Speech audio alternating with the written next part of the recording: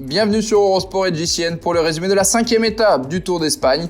Voilà que le temps passe vite de l'autre côté de la frontière.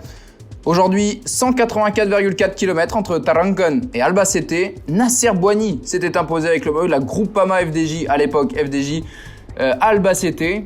Est-ce que Arnaud Démare va pouvoir récidiver pour la formation de Marc Madio, lui qui a été placé deuxième, battu par Fabio Jakobsen la veille? On va voir ça tout de suite. Ils étaient 3 à l'avant aujourd'hui, 3 Espagnols avec ici Lascano pour la formation Cara Rural, accompagné comme tous les jours quasiment d'un Euskaltel et Euskadi et d'un Burgos BH. Derrière, Alpecin Phoenix et Deceuninck Quick-Step ainsi que Groupama FDJ viennent prêter main forte à Intermarché ou Antigobert, l'équipe de Rein Taaramäe toujours leader du classement général. Au sprint intermédiaire, les 3 échappés ont pris le maximum de points avec Lascano en tête et derrière, les points seront distribués également puisque Jasper Philipsen, le Belge Alpecin Phoenix, va venir devancer Arnaud Démare. 13 points pour le Belge, 10 pour le Français. C'est toujours Jakobsen avec 100 points qui est en tête de ce classement distinctif. L'écart n'est plus que de 2 minutes 17 alors qu'on voit le coureur Sanchez de la formation Burgos BH distancé. Ce sera un peu plus tard au tour de Lascano d'accélérer et de distancer une bonne fois pour toutes Javier Asparen, le coureur d'Euskaltel et Euskadi. On a cru un instant qu'il y aurait des bordures, Ineos s'est replacé avec Sivakov et Bernal, mais finalement il n'en fut rien. 15 km 700, Lascano est repris, il n'y a plus personne à l'avant.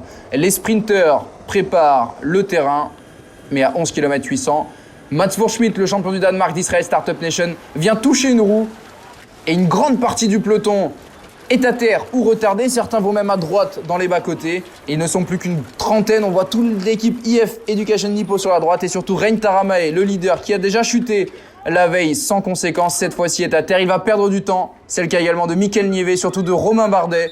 Le français de la DSM est touché et il repartira très longtemps après. Pour Taaramäe, on essaye de sauver les meubles.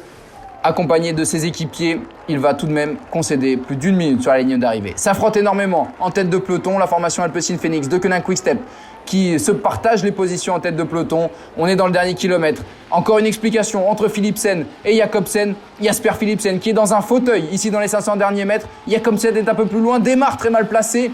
Et Philipsen qui peut démarrer son sprint avec Dainese dans la roue, avec également Molano bien placé. Oh, Philipsen qui va sans doute aller s'imposer dans les 100 derniers mètres. On voit Pita Legaard qui remonte pour Cofidis, mais Philipsen n'est pas inquiété aujourd'hui. Succès du Belge Jasper Philipsen devant son rival Fabio Jakobsen. La 3e place pour Alberto Dainese. Et Rein Taaramäe qui se bat pour franchir la ligne. Il va concéder aujourd'hui sur la ligne. 2 minutes et 21 secondes, il est 125e de l'étape, accompagné de Jan Hirt et Simone Petit. On revoit le sprint vu du ciel avec Dainese qui est venu toucher un peu la roue de Molano. Jakobsen qui a fait une très bonne fin de sprint, mais il est remonté clairement de trop loin. La 2e place pour Jakobsen. Molano prend la 4e place et Pete Allegaert pour Cofidis est 5e. Une belle régularité pour le Belge. On retrouve ensuite Jona Berasturi, Jordi Meus, Riccardo Minali. Et Reinhard Janse van Rensburg. Arnaud Démare n'est que 10e, juste devant Damien Touzé. Au classement général, la déception de l'un fait la joie de l'autre. C'est bien un Français qui est leader dans la Vuelta España, Kenny Elissonde. King Kenny, comme on l'appelle, le roi Kenny dans la formation de Trek Segafredo, prend le maillot rouge de leader. 5 secondes devant Roglic, 10 devant Calmejane. Et derrière, il n'y a pas eu de changement parmi les 10 premiers. Tout le monde a forcément gagné une place, ce qui permet à Gino Madère d'être 10e.